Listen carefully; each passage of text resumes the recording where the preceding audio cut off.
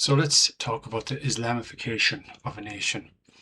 So the blue pill is telling you that, all cultures are equal, it's wonderful, everybody should practice their own religion, it's all free. And in the context of the norms of liberal democracy, if we all agree, if all these religions agree to the pillars of liberal democracy, it works out okay. But some religions are very much at odds with these pillars of liberal democracy. And that's a big problem, and that is not to be tolerated.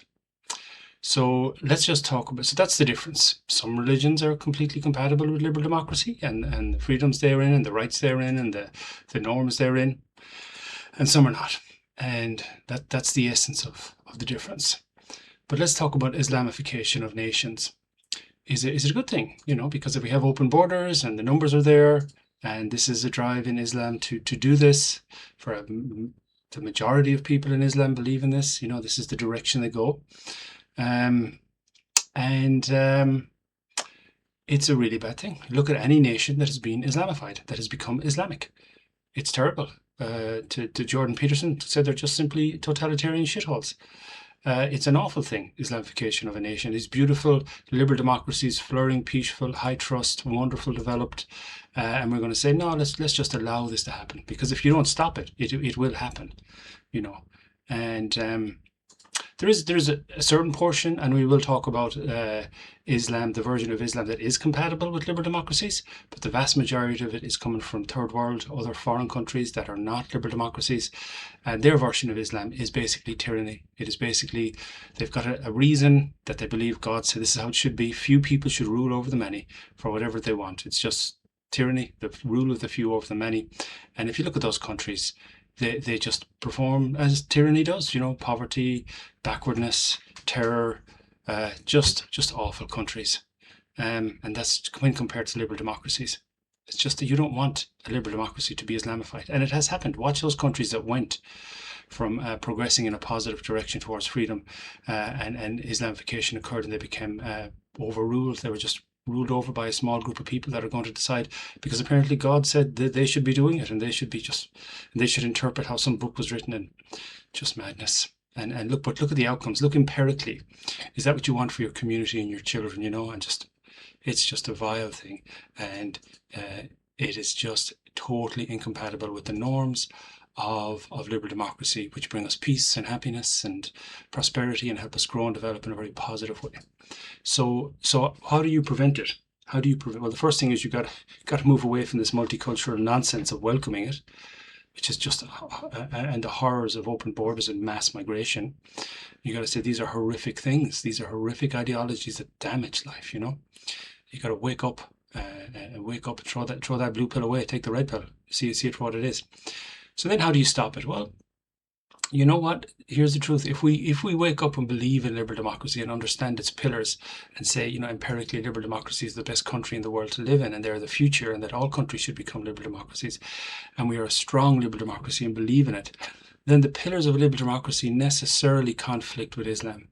Freedom of speech. They don't like that. Freedom of religion. You can leave, take whatever you want. Freedom of association. Separation of church and state. One person, one vote. It's not a clan vote, it's not a block vote, it's not a family vote, it's one person, one vote. Because on that level, it has a profound impact. What are the ones? Free press. So these concepts of liberal democracies, equality before the law. There is no one group of people that, because for example in Sharia law and Islamic law, like Muslims have one law and the rest have had another law. There's none of that, which is a horrific. Equality before the law is a fundamental thing, and that creates stability, creates peace, creates, it's a very important fundamental thing in liberal democracy. So basically the tenets of what we believe and what we are directly conflict with Islam, because Islam is not a religion that is aligned with liberal democracy. And we say, in liberal, have your own religion, practice it, do what you want, it's great, we accept it, we do. And this is a wonderful thing about liberal democracies, so long as that religion accepts the pillars and the principles of liberal democracy. That's how it works. But when a religion comes in and says, no, we want to rule over you, we want to tell you how to live. We've got a bunch of laws that are just decided by a small group of people deciding this is what it's going to be by interpreting some book and some stuff. And we want to do it. And if you're not part of us, then you're less than. which is terrible sickness. Any ideologies that defines other people as less than, it's just the beginnings of evil. It's just a terrible thing. So all of these are incompatible. And we just need to say, no, you can't do that here. Go and do that in one of the other, and the countries where this is applied, how is it going for you? It's terrible. Absolutely terrible for them. With a few exceptions that are interesting and worth studying, but the vast majority of them, out of the 56 Islamic countries, about 53 are just, it's not nice. It's not nice compared to liberal democracies. And check that out yourself. And look at the countries that have been Islamified, that were fooled, using all of the tricks that they use to convince a free people that they should actually subject themselves to becoming an Islamic nation. And if you welcome it, and if you buy into multiculturalism, if you buy into open borders, you said goodbye to your nation. You will be ruled over. And that's a terrible, terrible thing. So that's the truth. That's the red pill on Islamification of a nation. It's just terrible. And the white pill is just stand up for liberal democracy. Don't free speech, free press, one person, one vote. Obviously, liberal democracies have borders. We have a migration policy that is in the benefit of the country. Separation of church and state. Equality before the law. These things crush Islam. They hate it. They know that it destroys them. But now let's talk about the version of Islam that is compatible. And what is the one thing? There's one quality that all the other religions do that are compatible with liberal democracies. And this is the great awakening. The great salvation of the religion of Islam is to realize one thing, that they must accept, that they need to look at their prophet, their founder, and the books written and all of that stuff through the lens of time. That this happened a long time ago in a culture very different to ours, at a very different time. And then you say, well, how do we interpret that? What did it mean at that time? Some of the rules brought in at that time were significant advancements for the rights and the protection of women, and they made sense at that time. But those rules do not make sense now. Those are utterly regressive and sick rules for this time. And that's an intelligent perspective on it, learning to do that. And also learning to say we must accept the precepts of liberal democracy now, because this is it didn't exist then. Liberal democracy is around 200 years. So we must say, how do we want to relate to that through this lens of time? Well, actually, perhaps this is how God would like us to live, because people are better off. If you go on the precept that God loves His creation, He wants them to be happy, and this is a wonderful way for people to live, much better than the other stuff. And also, obviously, I'm not saying liberal democracy is perfect or utopian anyway. There's a lot of work to be done, and it does self-criticize and self-correct. And amazing things have happened over the past 200 years of that process, and that process is still going on. But even with all the problems of liberal democracy, it's just way better than any other in terms of happiness, safety, well-being, and all that stuff. So Islam, when it looks through the lens of time and appreciates, freedom of speech, freedom of religion, these are not concepts common in Islamic nations. And that's because tyranny needs to oppress these things, because all of these measures of the pillars of liberal democracy are simply one thing. They are all anti-tyrannical measures to prevent it. And really, we just need to challenge the heck out of anybody coming here who doesn't believe in the pillars of freedom of that, and say, that's not how we operate here. Either you can't come in if you don't believe it, or if you're here, it's challenged, it's spoken about. You will not be oppressing free speech. You will not be oppressing freedom of religion. You will not be separating equality before the law. You will not have one group of people that are seen differently through the law because they have some religious affiliation or whatever. This is just because we don't believe in tyranny, because we know it doesn't work, because it creates really, really bad countries compared to liberal democracies. And there was a time before liberal democracies where there was only the option of what kind of tyranny do you want to pick. Is it going to be monarchy? Is it going to be military rule? Is it going to be foreign rule? Is it going to be theocracy? And okay, which is the best one? How do we make the best of that? But now there is a much better option now. And this is the one that we take and we believe in. So that's how we not just fight Islam, but we liberate Islam to become a modern religion, of the time we live in now. And many Muslims are beginning to wake up to this. They're beginning to realize, think for themselves, investigate for themselves, and appreciate, I want to be a part of this religion, and I want it to be a religion that looks at itself through the lens of time.